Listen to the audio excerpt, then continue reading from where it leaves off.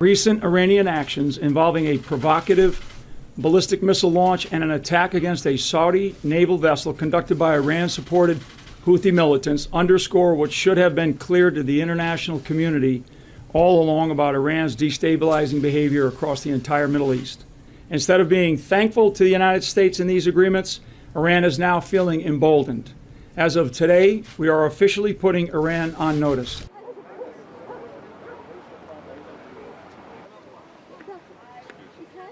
Those nice comments about your presidency and Lisa's help with media.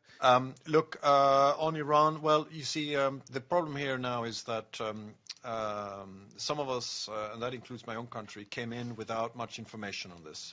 We saw this in the news.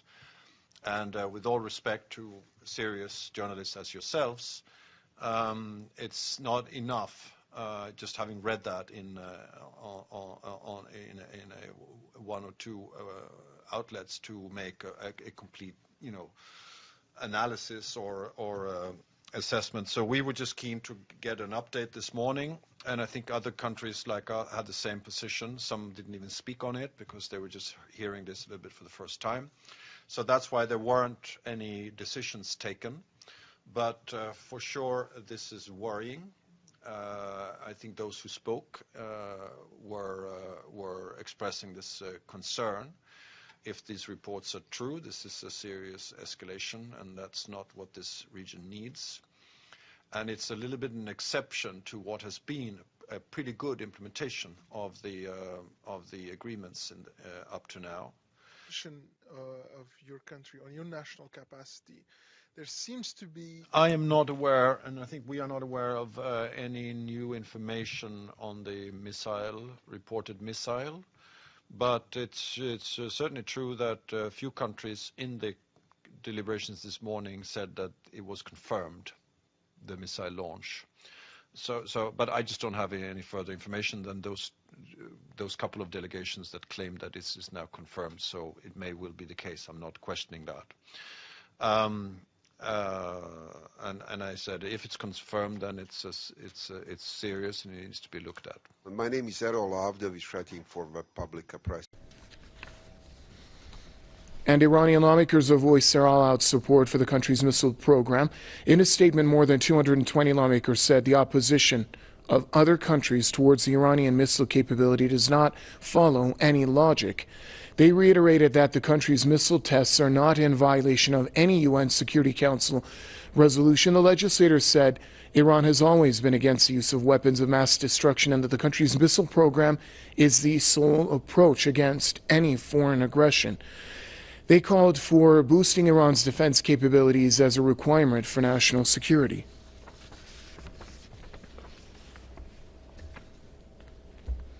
And joining us now from Bandung is journalist, philosopher, and commentator Mr.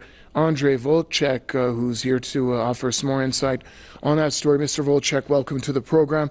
Let's start off with the issue of the United Nations Security Council urgent meeting requested on behalf of the United States. Iran's defense minister, among other high-ranking officials, have stated on various occasions that, first of all, Iran's missile defense capabilities are not in contravention with the UN resolution in accord to the JCPOA, and also Iran's missiles are in no way designed to carry nuclear payloads.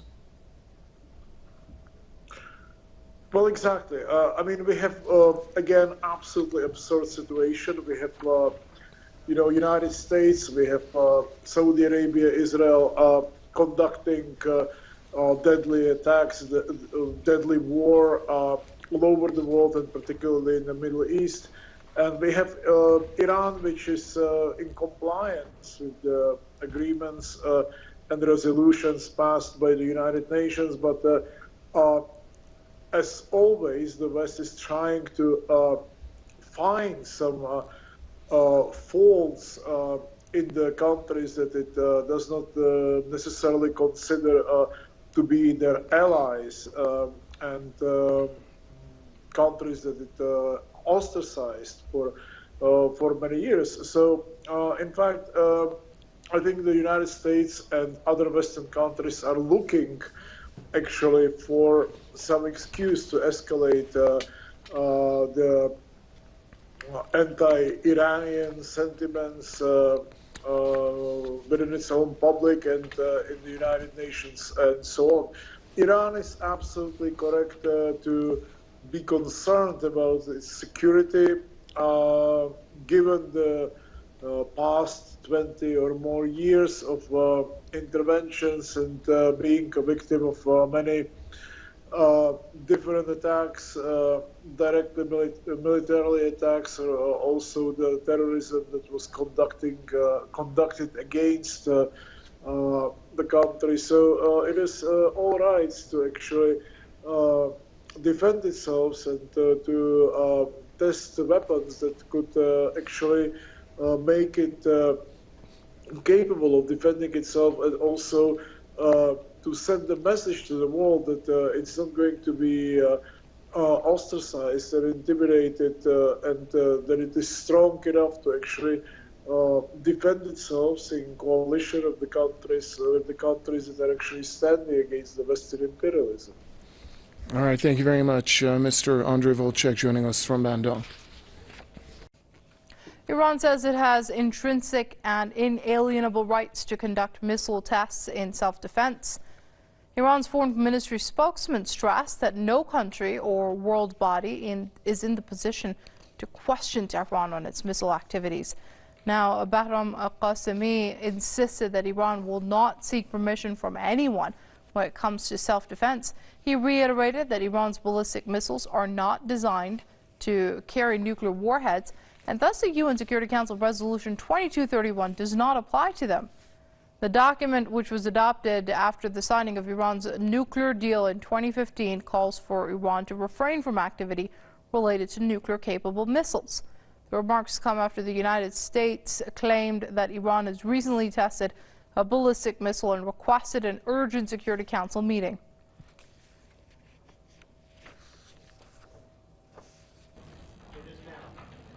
Iran did have a missile launch, a medium-sized missile launch testing on January 29th on Sunday.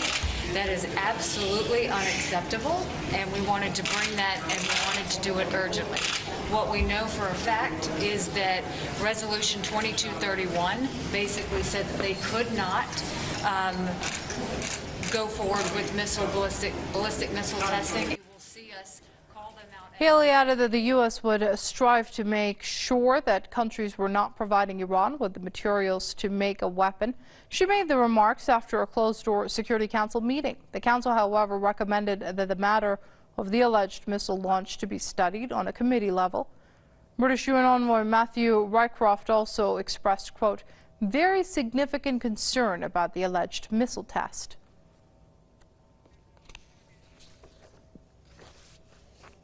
Joining us on the line to discuss this further is Alexander Azad-Gan. He's a professor of strategic global management, and he joins us on the line from California. Many thanks for joining us here on Press TV, Professor Azad-Gan. Now, you heard the U.S. envoy to the UN saying that ballistic missile tests by Iran are absolutely unacceptable.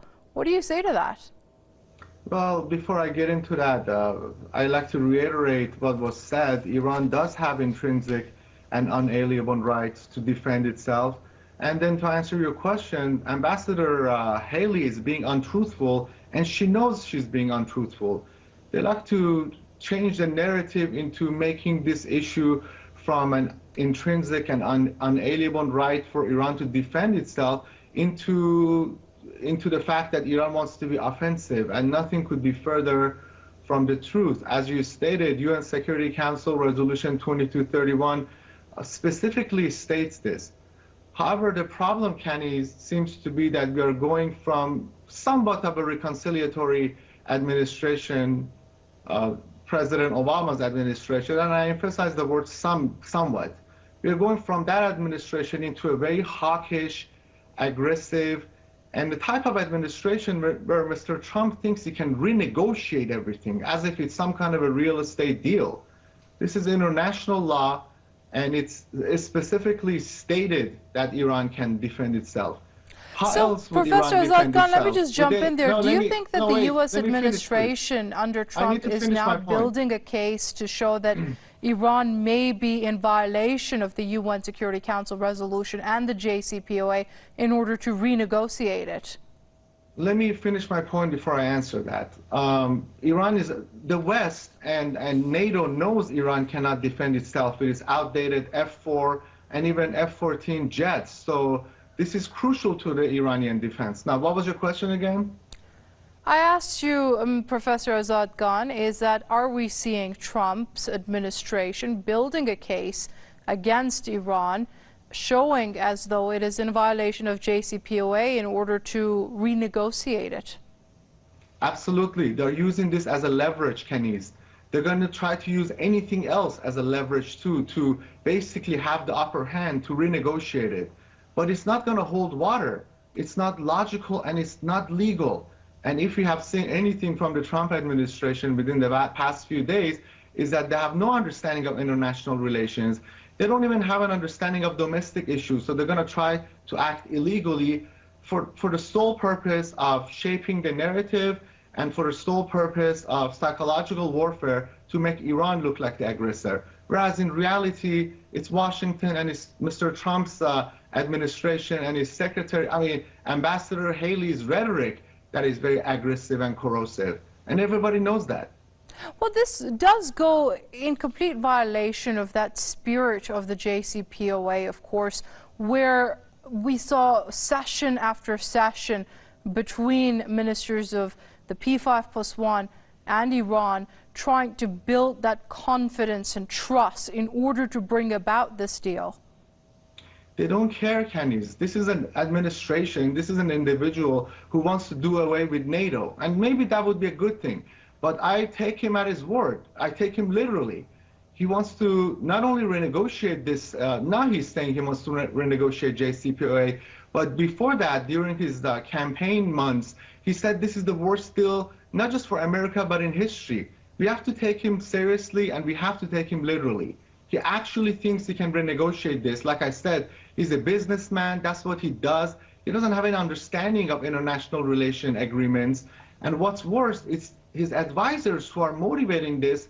They should know better. These are Republican establishment, his advisors for most part, and they actually think they can renege and they can go against their word. There's one individual in that administration, General Mathis, who in front of Congress, Kenny's, specifically stated that we gave our word to the Iranians. He actually has honor, but for the rest of them, they wanna be violators, even though they want to try to make Iran and create the perception that Iran is the violator. What I'm really hoping is that the P5 countries, at least, or the P5+1 minus United States, that they would actually stand firm with Iran. And we're seeing some indications of that because the right is coming to power in Europe. So there could be a drift between Brussels and Washington, and I think Iranians should take advantage of this in order to promote their cause, which is the cause of truth and self-defense and sovereignty. Okay, we'll keep a close eye on the situation as it unfolds. That's Professor Alexander Azad Khan, Professor of Strategic Global Management, joining us on the line from California. Iran has confirmed that it test-fired a new ballistic missile. It said the test did not breach the Islamic Republic's nuclear agreement with world powers or a UN resolution. Iran's defense minister said Sunday's test was in line with the country's plan, and Iran will not allow foreigners to interfere in its defense affairs.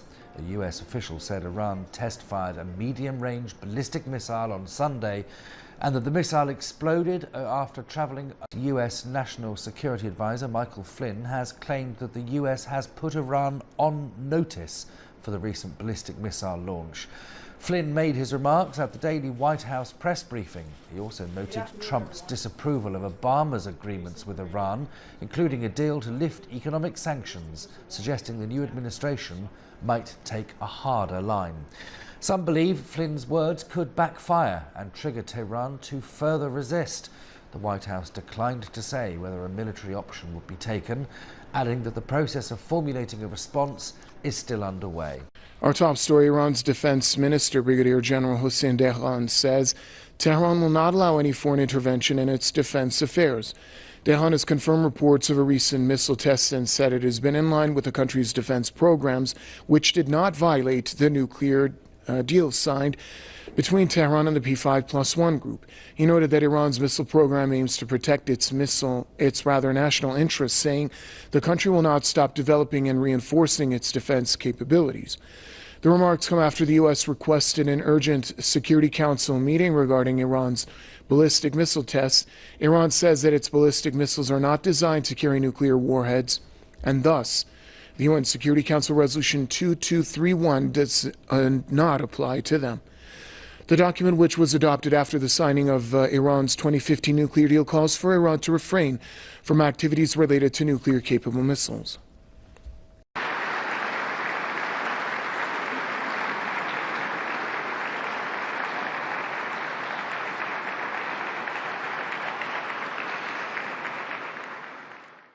این سامانه که توسط ریاست محترم جمهوری اسلامی برای پژوهشگاه فضایی ایران برای اولین بار در کشور طراحی و ساخته شده است. کنترل کامل و مستقل یک سیستم پیشران